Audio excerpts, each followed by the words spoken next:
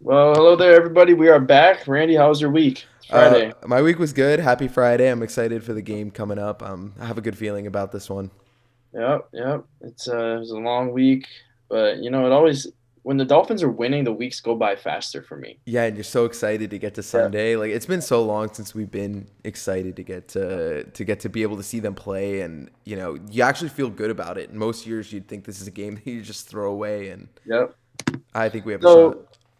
So we don't usually do this. Is our first time doing two episodes 1 week. As you can see, I got some new decorations up. Um, but we felt like this week we definitely should at least start, and going forward probably will, as we agreed on, try and get two episodes in weekly, just to keep you guys updated. And I'll say this real quick: we appreciate all the people that have watched. I know we're getting about 20 views a video, and I know that's not just between me and him, so that's probably a good 15, 16 other people that do watch. So whoever does watch, we appreciate it. Spread the word. Anything helps. So with that, we'll get started. Um, so the Dolphins taking on the Chiefs this Sunday. 50% of the country will be able to watch that game. I believe it's about 50%. The most we've Uh, had, I think. Tony Romo and Jim Nance broadcasting. It's great. Yep. So we'll start off with the injury report. So if I'm sure you saw on Twitter, we had a lot of people that were limited in practice all week or did not participate. But in reality, it's getting to that point of the season where there is going to be a lot of dinked up injuries where people don't want to practice through them and save it for the game. Um, Real quick, nothing serious. The only people that we are going to be missing for sure is Eric Flowers and Savon Ahmed. It looks like Landon Roberts will play, which I'm so surprised. He was in a sling on the sideline. I think he's the toughest guy we have on the team. He's really tough, and I think he's questionable for this game. So I think you're more likely to see Van Noy, who's also questionable. I think you're more likely to see Van Noy than Roberts, but let's I, fingers I crossed for think Roberts. I think they'll both play, but yeah, I agree. More likely to see Van Noy.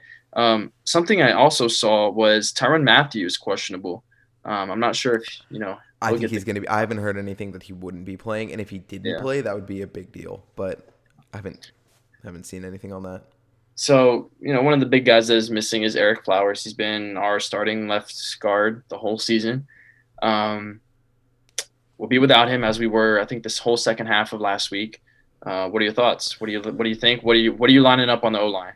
I mean, I think you go with what you had last week with Kinley at left guard. I actually think he almost looks better at left guard than at right guard, just because that's what he played at Georgia. So I'd stick with that, and I doubt there's any drop off. Look, the reality is this offensive line is better than what we've had in the past, but they're still not great and they're not elite. And the drop off between Flowers and Kinley to me isn't very much. And I also have a question for you.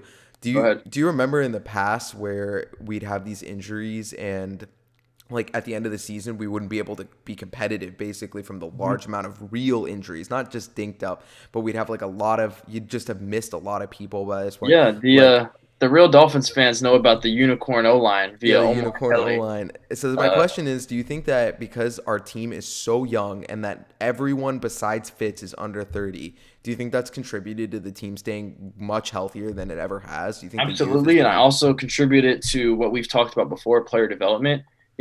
I think the average NFL salary cap this last offseason or something like that was 200 million. And we really, besides Byron Jones and Eric Flowers, we did not do any big spends. Um, and I think that's something that really says a lot about the culture of the team is that we don't need to pay these guys that don't want to play for us a lot of money, i.e., Jadeveon Clowney, i.e., Yannick Ngakwe, right? Leonard Fournette. Don't need any of that. We will develop our own talent. And as we've seen already this season, extend our own guys, whether it's Zach Sealer, hopefully soon to be Jason Sanders. We did it the same thing to Devontae Parker last year. So That's another bringing up another question. Now, this team seems to love Flores and they seem to love each other. It's got really good locker room culture and chemistry. Do you want to see this team grow together? Do you want to start extending these guys and maybe not bring in almost anyone? Like maybe we just start bringing in a few people and just start extending and letting this team grow old together? Is that the right way to do this, to let them all grow old, or should we let some people graduate? You know the term, like yeah. graduating and letting them move on to get a big contract somewhere else. Where do you So this was stand on that? actually this was actually one of my favorite press conference weeks, if that makes sense. When they Okay. interview the players after practice, stuff like that.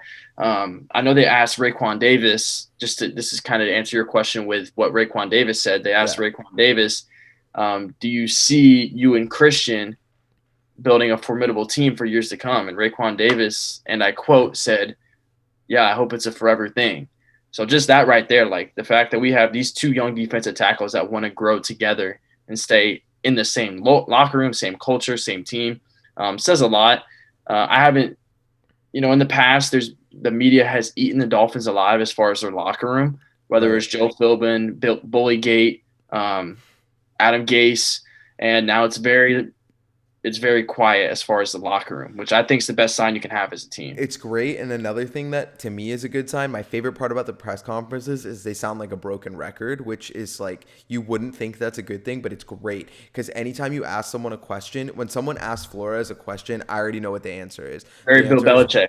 yeah, Bill it's just Belichick. every time he asks. But you know what? It's more sincere than Belichick too. Yeah. Well, With Bill he's a Belichick, decent human being. yeah, like Flores is a good human being, and when you ask him a question, his answers, we're gonna tackle this one. I'm gonna tie my shoes right now, and we're gonna do this one step at a time, one moment at a time. We're not looking past that. We're not looking at this. I'm not gonna give out anyone's medical history. I don't have a crystal ball. It's all the same things. But then the team, you ask them that, and they'll say, "Oh, we're not worried about X that you just asked. We're not worried about Y or Z. We're worried about what's right in front of us right now."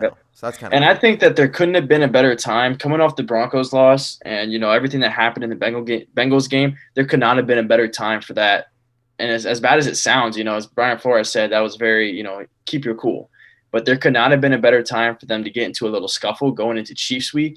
And like I said, this was my favorite week of interviews. Everyone was so focused, so ready, You had a can great tell. demeanor going in, and at first, I was like, we have a chance to beat the Chiefs. I don't see it happening. We have a chance. But like after listening to all these press conferences and seeing these guys' mindsets, like they didn't look scared of anything. And if that says something, I mean, I wouldn't bet against us. I think they're going to be well prepared. I think something that they're going to have above most teams going to a Chiefs game, I think there's a good game plan in place. I trust Chan Gailey and I trust Brian Flores to put together a game plan that's going to be it's either going to be something that'll keep them on their toes or something that'll just throw a wrench in what the Chiefs do. They will be prepared. They know that this is a big game, and I think that they've been practicing. They've been preparing for it, for a bit, and they took it very seriously this week, I think. And you could tell by the press conferences. Yep. Yep. It's gonna, man, it's in 20 minutes it'll be Saturday. So we're two more sleeps away from game day. So Yeah. um anything else as far as the what we got going in, we can get right into the game plan. The only thing I want to say is Ogba saying that like today, there's a press conference and both Lawson and Ogba were on. They were the only two Dolphins that were at the press conference today, and Ogba had said on three separate occasions that he wasn't worried and that they had a good game plan. Not that they were overlooking the Chiefs, just that he thinks there's a good game plan in place. Now, they don't say that every week. I'm not saying that there isn't a good game plan every week or that they don't think there's one, but there's something that was said throughout this week from on the offensive and defensive side that led me to believe that they've got something up their sleeve. And you I got know, one for you when you you're done. know that this team hasn't unleashed all their trick plays yet, right? Like Yeah. I know, and this team is full of the trick plays. Remember last year it was like twice as many at this point in time. So I think there's some trick plays. I think there's some misdirection. I think there's wrenches to be thrown into the plan of the Chiefs. So we'll see how that goes. Yep. So at this when Tua started this season, Chan Gailey kind of rubbed me the wrong way because of how he was playing Tua, and progressively, if you just cross out the Broncos game, forget about that game. That game's gone. I don't care about that game. But if Yeah. you besides the Broncos game, every week it's almost like he's getting more and more and more. Do you think? I think we've discussed this, but we'll go and discuss it again Yeah. briefly because we do gotta get going. Do you think there has been conservative play calling and not showing your full hand on purpose, knowing that without your full hand you can beat the Bengals? Might have came back to bite us in the ass against the Broncos, the Chargers. Do you think they might have hid some stuff, maybe not shown their full hand going into Chiefs week? Yes and no. I think in a way, yes, because I'm sure that they could get away with showing less against those teams, and we know they're capable. We've seen it with Fitz. This offense has the ability to do that misdirection and stuff. So yes, in that sense, but also I'm going to challenge you on that no, in the sense that I do think Tua actually did need to learn a bit, and I think he's not fully comfortable yet. So I do think progressively he was also learning and is still learning. And something I've noticed with Tua that's different than Fitz, Tua's kind of like a rhythm guy, and once he gets hot, he's very like on. Once he's on, he's on. But I think it takes him a second to get. You saw it in the Bengals game. It kind of takes him a second to get. Slow starts. It's not even that it's just whenever he gets locked in, he's in. Like the Cardinals game, I think it happened for him early. And with that, when he was in, he's Tua. He's juking people in the pocket to make a crazy throw. And like he's getting out of the pocket and making two defenders collide into each other. That's the Tua that gets on. It's a matter of time of when Chan Gailey can call the right plays to get him going, and then when he's on, he's on. Now, the trick this week will be to get him on in the first quarter because you can't let this game get away from you because Patrick Mahomes will score, and yeah, and fast. Score a lot and score fast. Yeah. All right, so the defensive game plan. I briefly tweeted about this, but I'll break it down in here. So if I'm Josh Boyer. Just forgot his name. If I'm Josh Boyer, I am putting Byron Jones on Tyreek Hill. As far as man-to-man situations, obviously you don't play man-to-man the whole game, but when you're man-to-man, this is what I'm doing. Putting Byron Jones on Tyreek Hill, only because Tyreek Hill gets a lot of his yards after the catch on those short hitch routes, short out routes. He'll catch the ball and get a lot of rack. Byron Jones is the best tackler in the secondary as far as cornerbacks go. And he's the most sticky. Yep, and I'm putting Bobby McCain over top and literally telling him, do not let Tyreek go deep. That is your job. The whole game, do not let Tyreek go deep. Yeah. That pushes everything up front, right? I'm putting Xavier Howard on the other side of the field. So whoever's on the other side of the field on man-to-man coverage, Xavier Howard is locking that down, putting him on an island so he can totally eliminate one player. Xavier Howard – so – yeah, I like your plan better than I liked mine. We had talked kind of off air a little bit about the plans. I love that plan because now that I think about it, that's the only way X is going to get a pick in this game. If he's going to get any turnovers, the only way it'll happen is if he's not covering Tyreek Hill. He has to be covering Sammy. I trust X against Sammy Watkins, and I trust X. Don't disrespect X. He can get a pick on anyone. Come on now, he can get a pick on anyone. Yeah, and he could. He has a better chance not guarding Tyreek, but. I'm not saying that I'm not putting X on Tyreek. Tyreek's going to burn him. I think that with X and Tyreek, to me, it's like a less chance, but I like my chances against Sammy Watkins and Miko. I like them. When you tell me X on Sammy Watkins, I'm like, go ahead. Like that doesn't even worry me. I don't think Sammy Watkins will have a catch on him. And that's not to disrespect Sammy Watkins. He's just not who he used to be. And I think X is elite. X is elite, and Sammy Watkins is good. Hill is elite, and X is elite, and X doesn't have that speed, I don't think. So, anything else on the defensive game plan? No, I think Ogba will show up. I think he'll have a sack at least. I think Ogba will have one sack. I just think it's going to be the Chiefs' revenge game, and they made the wrong call letting him go. That was a trick question because we all forgot about Travis Kelce. Yeah. Yeah, we thought we had it figured out, and then we forget about Travis Kelce, who I think is leading the league or second in the league in yards. Second, that's ridiculous. First in touchdowns, receptions, absolutely crazy. Eric Rowe's pretty good. I think he'll be okay. Eric Rowe's good. I agree. He's very good at his job, but Travis Kelce's not going to get locked down by Eric Rowe. You just got to limit. You got to limit him. That's the goal, is to limit Travis Kelce. Get him under 70, 80 yards, and you should be able to take care of the rest. Yeah, I think that.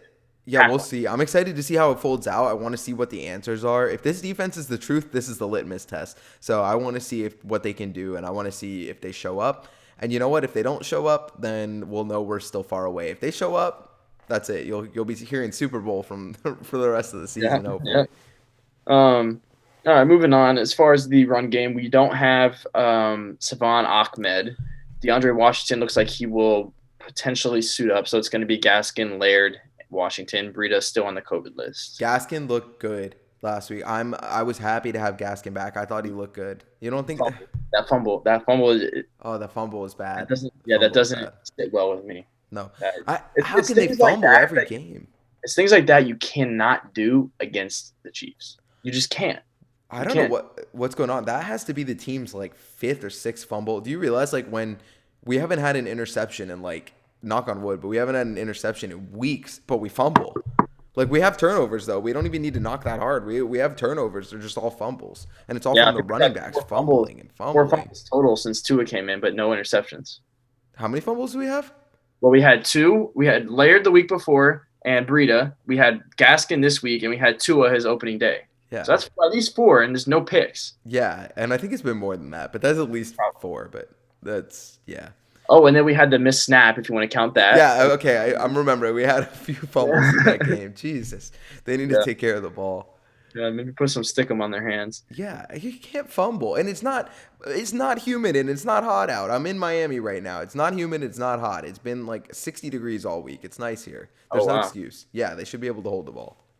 All right, so we all, I'm sure, rejoiced in happiness last. It's Friday last night when we watched the Patriots versus the Rams. Yeah, I know I didn't mention to this off air before we got on, but we can go off the top of our head. So you look at the history, the last we'll go 3 years with the Patriots defense and top teams like the Rams, right?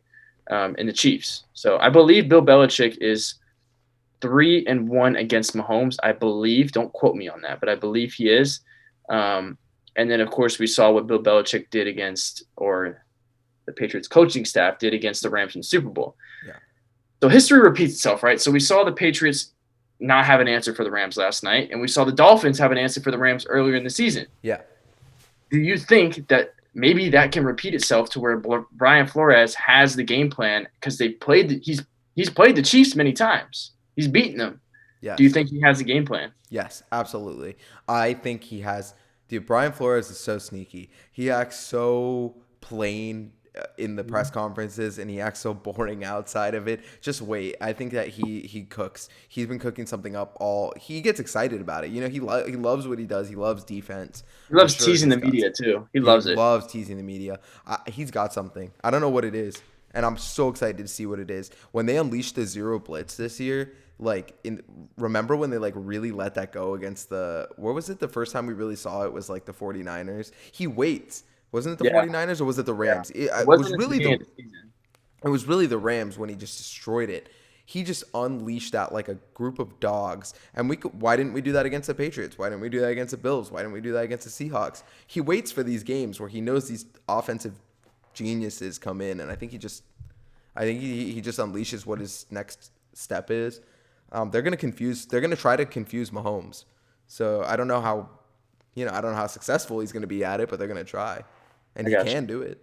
Yep, I agree. So going into this game, what is who would be your one guy that needs to step up? I'm not talking about Xavier Howard or Tua. I'm talking about one Lynn Bowden, Miles Gaskin, Landon Roberts, Kyle Van Noy, just one guy that isn't the best player on the team, but you think could use a huge impact versus the Chiefs. That's a good question. I think that this is a weird one, but I'm gonna go with it. I O think that line, come on. Grant. I think that Jakeem Grant could make a difference. Like, remember the 50-yard catch that he Yep. dropped? Let's see him catch one this game. I want to see Grant have a special teams impact, and I want to see Grant actually catch a deep ball. When was the last? We have not seen a deep ball from Tua, really. Have we? Like a 35 legit one. yards to Preston Williams, I think, was the deepest Not 50 yards. 35. I want to see a 50-yard, 60-yard, like just through the air. I want to see a two at a Henry Ruggs type of Yeah, play. And I think that Jakeem has one in him. He's just got to catch the ball, but it's going to be at home. He knows it's time for redemption. They should go back to that. I want to see Jakeem Grant get jet sweeps. If you want to run on this Kansas City offense, you have to do it through jet sweeps. You have to, or on their defense, sorry. You have to do jet sweeps. You have to do motion. You got to get Jakeem Grant deep. He just has to play the game of his life. And I think that would help Devontae Parker a lot because I'm not worried about Parker. I don't even know who the cornerbacks are for the Chiefs. Brashad Breeland, is that? Rashad Breeland. Not worried. That's all I know. Not Rashad worried. and So they got Tyrann Mathieu, Chris Jones. who's your guy? Do you have a sleeper guy to kind of step up? Yeah, I'm actually gonna go with the first one I suggested. I'm gonna go with Lynn Bowden. He definitely took a lot took a big step last week, um, which is He looked good. not a big thing to say because I think he only had 3 or 4 catches, but it's his yards after catch um, that I think is something that the Dolphins need. And I think Lynn Bowden is someone that, as far as these not showing your full hand, that might be someone that gets more touches. But to answer the question even better, it's not a player that I think is going to help us win. It's the speed of the receivers. You have Callaway, you have Grant, you have Bowden.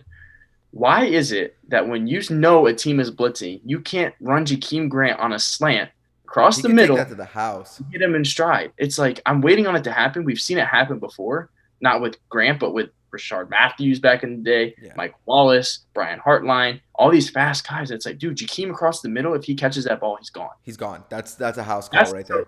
It's hard. I didn't really answer the question well, but the No, speed you of the did. receivers and Lynn Bowden would be the two things I need to step up this game. Yeah, and I think with Lynn Bowden that I would love to see him like throw a pass or just do something. Can Yeah. you imagine putting him on a jet sweep and then tossing it back to him and then he throws a pass? That's something we could see.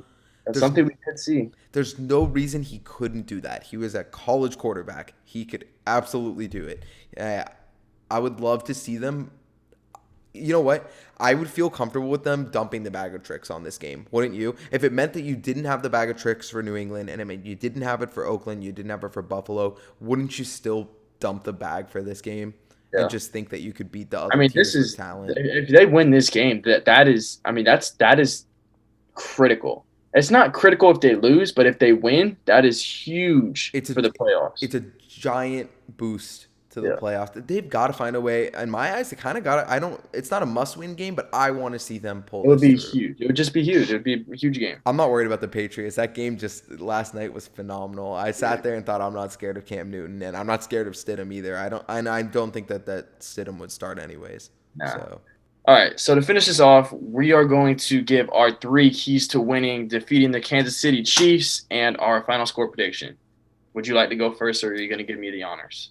I'm gonna give you the honors just because I haven't thought of my final score prediction yet. I'm a little nervous to think about that, so I'm gonna let you go first.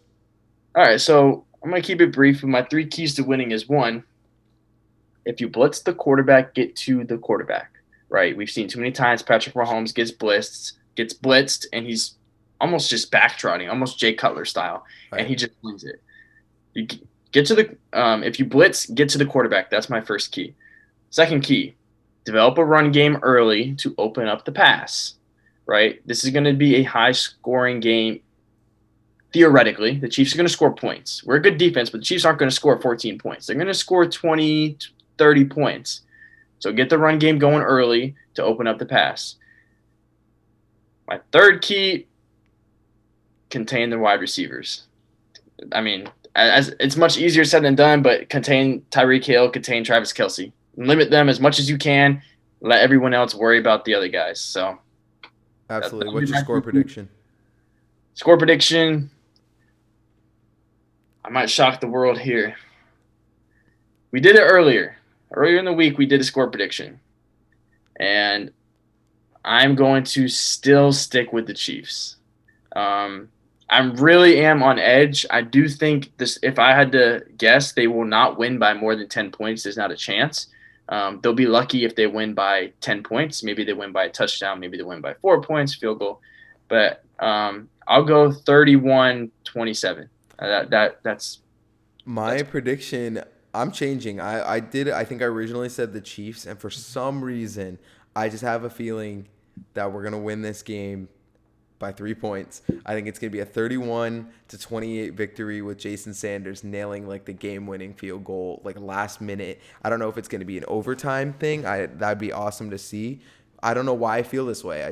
My score prediction's coming from my heart. I think Jason Sanders is going to take it home. I think the man of steel, Stone Cold, doesn't get fazed by anything. I'd love to see him put a long one just to end this, and it'd be eruption in Miami. Miami's going to go wild.